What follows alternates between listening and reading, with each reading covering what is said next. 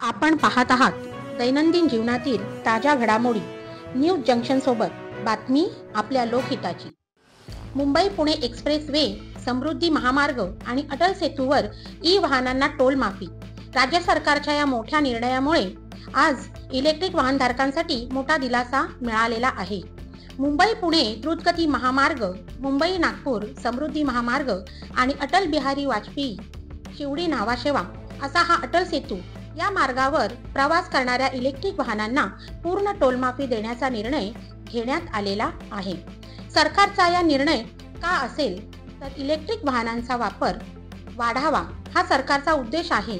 E वाहनांमुळे इंधन खर्चात बचत होईल आणि पर्यावरणासाठी महत्त्वाचे ठरणारे प्रदूषण नियंत्रण साधता येईल।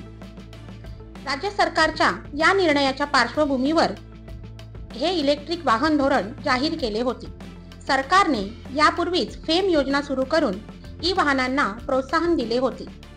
पुणे हे राज्यात ई वाहन खरेदीत आघाडीवर असून येथे जवळपास 1,25,000 याहून अधिक ई वाहनांची नोंदणी झालेली दिसून येत आहे।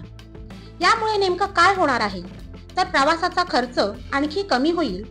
पुणे पिंपरी चिंचवडसह परिसरातील प्रवाशांना याचा थेट फायदा मिळू शकेल।